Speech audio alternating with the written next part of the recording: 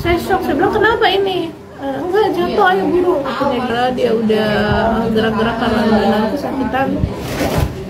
Saya ajak bicara, saya tenangin, dia respon. Saya bilang kuat ya, yang kuat. Saya bilang kayak gitu untuk anak-anak. Iya, katanya gitu.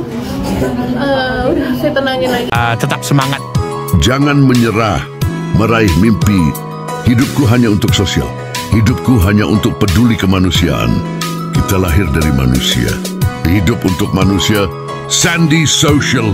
Hidup selalu bersosial. Sandy Social. Tetap bersosial. Salam Sandy Social. Salam sosial. Salam peduli kemanusiaan. Kita lahir dari manusia. Hidup untuk manusia. Salam Sandy Social.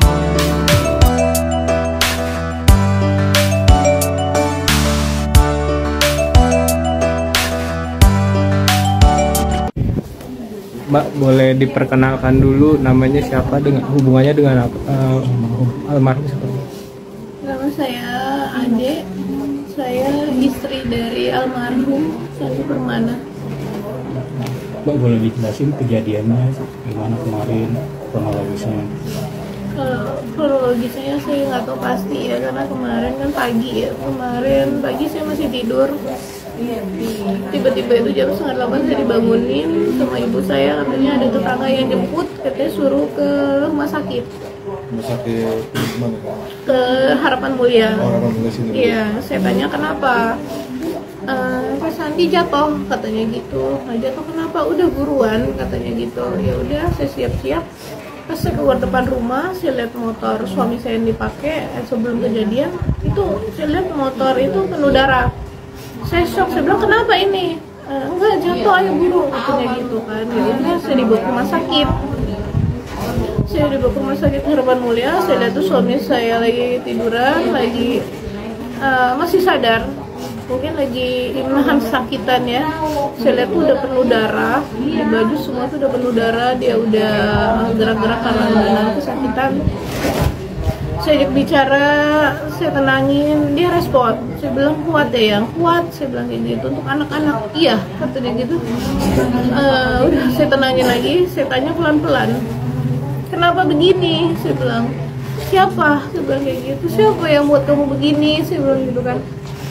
Mungkin dia mau ngomong, cuman karena nafasnya udah sesak ya, jadi dia nggak bisa ngomong. Jadi dari rumah sakit Harapan Mulia itu dirujuk lagi ke RSUD Cilengsi. Di RSUD Cilengsi itu udah di dalam mobil itu, saya nampingin dia di sini. Sebelum nyampe ke rumah sakit RSUD Cilengsi itu dia udah ngembusin napas terakhir di sini saya. Sampai di rumah sakit RSUD Cilengsi itu baru dinyatain meninggal. Terus sudah diproses karena korban penusukan ya, jadi dipindahin ke kamar jenazah untuk polisi untuk divisum segala macam, jadi tunggu. Nah, jadi pas lagi saya nungguin almarhum di kamar jenazah, saya dengar ada warga saya itu lagi mungkin diinterogasi polisi. Jadi saya dengar, karena katanya si korban, suami saya itu pagi kan dia biasa emang suka nganterin makan ayam ke rumah belakang karena dia ternak ayam. Pulang terus katanya mungkin adu cekcok katanya sama tetangga, langsung penusukan katanya. Tapi setelah penusukan itu katanya dia masih sempat sadar, dia jalan minta pertolongan warga. Dia minta pertolongan yang ada di sini kan ada perawat. Dia minta tolong ke sana, tapi perawatnya nggak ada, cuman dia ketemu sama salah satu temennya di situ, mau nganterin dia ke rumah sakit. Mungkin yang temennya itu mungkin nanya kenapa, tapi suami saya itu nyebut nama pelaku. Dia nyebut nama pelaku. Infonya sebegitu, dia nyebut nama pelaku begitu. Karena saya tahu emang dia pagi nganterin makanan ayam. Setelah kejadian, saya cek CCTV rumah. Itu dia keluar rumah jam 6:30, terus sebelum kejadian jam 7:30, jam 7 lewat 20 dia masih mau ke rumah dulu. Dia ke rumah nganterin apa yang mungkin dia beli, dia taruh, terus pergi lagi. Nah itu yang kejadiannya, pas dia pergi lagi balik, saya nggak tahu masalahnya apa. Nah, kalau untuk luka tusukannya di bagian mana ya? Luka tusuknya di sini ada bolong, itu ditusuk pakai obeng. Terus kalau di muka itu penuh ada sayatan pisau, sama di dada, di perut, sama di belakang, sama di tangan itu banyak sayatan pisau. Tapi sebelumnya baru pernah cerita soal apa mungkin Ada masalah mungkin.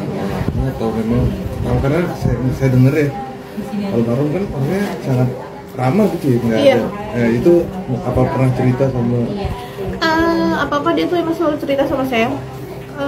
Waktu itu sih kita ada forum warga kan, forum RT gitu di bulan November. Ada rapat di forum RT gitu.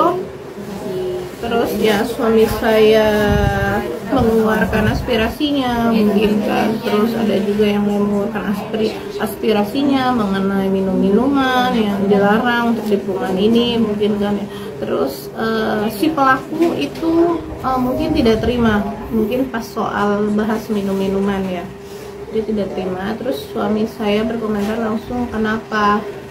Suami saya bilang gitu, Anda bukan warga sini.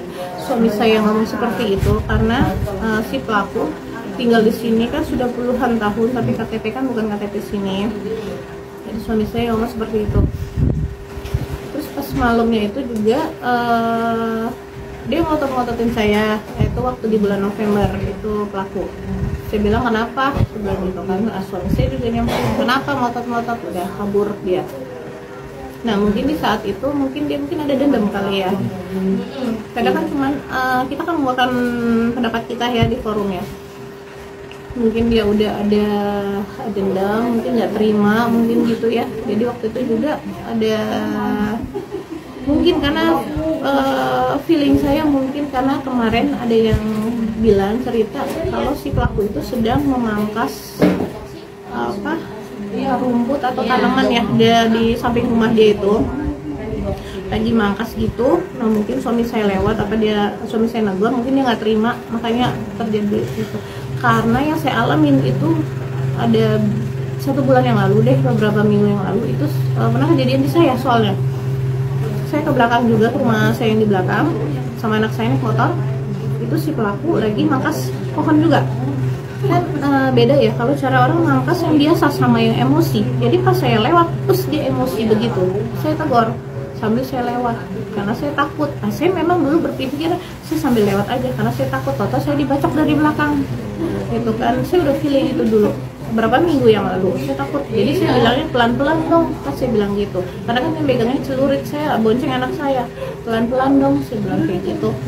Nanti kalau kena saya sama anak saya gimana? Tapi itu saya sembari jalan, bukannya saya nggak berani negur karena kan saya takut. Posisi dia pegang celurit, jadi saya sambil jalan karena saya takut dia total ngebacok anak saya dari belakang. Jadi saya sambil jalan aja, tapi dia melotot. Saya ceritain ke suami saya, tadi kenapa? Saya bilang gitu, si Gimbal tadi saya ketemu, saya tegur, terus apa jawabnya? Dia melotot aja, biarin aja, mungkin dia mau cari gara-gara kali, gituin kali sama suami saya. Nah mungkin kejadian itu sama seperti saya, itu suami saya mungkin dia lagi langkas juga, mungkin suami saya tegur juga, dia nggak terima, mungkin bacok suami saya. Itu sih yang saya tangkap, karena itu yang saya alami waktu itu beberapa minggu yang lalu, saya juga seperti itu. Mbak, tapi pelaku berarti belum ditangkap atau seperti apa, Mbak? Belum. Kabur berarti. Iya, kabur. Katanya habis dari kejadian itu dia langsung kabur, iringan 2 motor sama istri sama anaknya. Jadi minggat gitu, Mbak? Iya, Mereka. kabur. Tapi mereka ini bukan warga sini, emang ngontrak atau seperti apa pelaku itu? Pelaku itu dulunya tinggal di sebelah rumah saya. Setelah itu dijual rumahnya, dia ngontrak di situ. Oh gitu. Berarti rumahnya nggak ada siapa-siapa, rumah pelaku? Tadi saya samperin ke sana nggak ada. Info dari warga dia di polsek. kan itu kan ada indikasi dari tahun lalu ya, akhir tahun lalu ada ketegangan lah antara Mas Sandi dan si pelaku ini. Apa dari situ sampai belakangan ada apa sih ibaratnya untuk menenangkan keduanya nih biar jangan sampai ada kejadian apa-apa, atau dari maksudnya dari pihak nggak ada sih, karena kan cuma cekcok biasa, nggak ada yang sampai berantem kan, cuman ya namanya kita forum kan adu argumen gitu kan, ya biasa ya. Cuman kalau misalnya kita kan lagi bahas apa yang terjadi di lingkungan gitu kan, nah dia nggak terima, kalau dia nggak terima kan berarti dia peminum dong.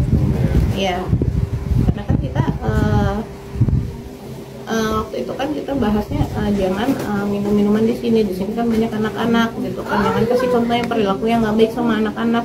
Nah dia nyolot, makanya kalau misalnya memang dia nyolot berarti dia peminum dong gitu kan. Kalau memang dia mau terima ya terima dong, karena kan dia juga punya anak, nanti kalau anaknya lihat kalau bapaknya minum gimana gitu kan. Berarti bang si pelaku ini apa punya track record yang kurang Jelek baik di situ? Iya mungkin karena dia orangnya nggak berbaur sama warga, orangnya tertutup, orangnya nggak pernah ngomong. Sampai saya udah berapa tahun tinggal di sini, saya nggak pernah dengar suara dia itu seperti apa. Karena emang ya apa ya, kalau kita ngomongnya dia itu di sini limbat, karena rambutnya udah gimbal terus dia nggak pernah ngomong. Coba mungkin apa terakhir dari almarhum tuh apa sih yang sebelum kegiatannya, sebelum apa ada yang mbak merasa mengganjal nggak sih sebenarnya? Nggak ada apa-apa, dia nggak ada pernah cerita apa-apa. Karena waktu hari Sabtu kan saya mau berangkat ke Palembang kan PP, subuh-subuh tuh dianterin saya ke bandara. Sepanjang jalan itu ngobrol, saya temenin dia kan takut dia ngantuk, ngobrol biasa aja, nggak ada cerita apa-apa. Malamnya dia jemput lagi, terus malam tuh jam 12 makan bareng sama suami saya di kamar, kita makan bareng jam 12 malam itu makan berdua sama dia. Sudah kita mau tidur belum ngantuk, masih ngobrol sama dia sampai jam 2 pagi. Masih ngobrol-ngobrol tuh biasa aja, nggak ada yang aneh, nggak ada apa gitu, masih ngobrol santai aja biasa. Nah saya nggak tahu itu ternyata paginya dia udah nggak ada. Kan dia sempat balik ya, tadi mbak bilang dari CCTV sempat balik jam 7.20. Jam 7.20 itu berarti mbak nggak ketemu atau ngeliat si Mas Andi ini tergesa-gesa ada gitu? Enggak, dia santai bawanya. Saya lihat di CCTV itu dia santai banget bawanya. Mungkin kalau bawa motor listrik kan ya, motor listrik kayak santai banget bawanya. Enggak yang tergesa-gesa, enggak. Santai dia bawanya. Almarhum kan sempat bilang bahwa pelakunya kan disebut almarhum. Iya. Berarti dugaan bayang sebelumnya yang waktu pelaku nyari apa? Berarti benar dong? Iya. Iya. Mungkin karena pas ya karena kejadian di saya kan seperti itu, saya takut. Jadi saya mau nenggurnya itu sambil jalan karena saya bawa anak kecil. Nah mungkin juga itu di suami saya negur pelan-pelan gitu. Nah, mungkin karena sesama lelaki, mungkin dia emosi. Tapi kalau update dari kepolisian seperti apa mbak saat ini mbak? Update kepolisian sih katanya sudah nyebar ya, fotonya juga udah disebar, katanya sedang lagi dalam tahap pencarian. Ya mudah-mudahan lah hari ini pelakunya diketemukan ya. Mbak kalau dari keluarga sendiri pengen dihukum seperti apa sih pelaku? Ya saya sih maunya ya hukumnya ya nyawa dibayar nyawa ya, karena biar ngerasain ya kehilangan. Sama dia punya anak 3, saya punya anak 3. Anak saya masih kecil-kecil. Gimana mbak menjelaskan ke anak ketika tahu ayahnya sudah nggak ada? Itu yang terberat buat saya kemarin ya, menjelasinnya seperti apa. Jadi semalam pas jenazah ayahnya saya bawa ke sini karena biar anak-anak lihat. Anak saya yang nomor 2 itu umur yang 3 tahun, dia tanya, ayah kenapa? Kan karena sudah dibungkus kain kafan. Dia tanya kepalanya mana, tangannya mana, kok ayah pakai baju putih. Takut kalau yang nomor 1 dia bengong aja, dia ngeliatin. Nah kalau yang nomor 3 ayah bobo. Mungkin ya anak kecil masih bisa ngeliat ya. Jadi dari jenazah dia keluar, ayah jangan bye bye. Dia Itu gitu. yang paling kecil. Itu yang paling kecil. Sampai yang tadi pagi ya nggak kuatnya ya anak-anak pada nggak ada yang nomor 2 itu kan nggak tidur. Dia sampai tadi pagi dia nggak tidur nyariin ayahnya, sampai dia bilang, mami ayah ditusuk katanya gitu. Aku sayang ayah, kamu tuh dari mana? Aku tuh dari orang-orang katanya gitu. Kalau yang kecil tadi bangun tidur nyari ayah mana gitu. Karena kan emang anak saya 3-3 ini emang dekat semua sama bapaknya. Kalau tidur itu harus sama ayahnya semua. Sosok Mas Andi ini mbak di keluarga seperti apa sih? Halo, sosok dia suami yang baik ya, di keluarga saya juga dia baik, juga di perumahan ini dia sama teman-temannya kan, tempat di sini nih tempat base camp, dia kumpul sama teman-temannya makan-makan gitu kan. Ya, baik lah ya, alhamdulillah juga semalam kan banyak banget itu yang ngiringin dia sampai ke pemakaman, ya sampai nggak berhentinya ya doain suami saya dari mana-mana yang nggak kenal saya semuanya pada datang. Emang dia orangnya apa ya? Dia orangnya tuh nggak tegaan kalau sama orang, membantu gitu. Dia lebih cenderung dia membantu orang lain dia gitu. Dengan tangan ya untuk membantu. Iya. Mau dimakamin di mana? Makaminnya di sini, ini khusus pemakaman perumahan. Semalam kita makamin sekitar jam 11. Oh jam 11 jam 11. Iya, karena selesai dari otopsi langsung dibersihin dari sana dan diapain, tinggal kita makamin semalam jam 11. Oke, terima kasih. Terima kasih banyak.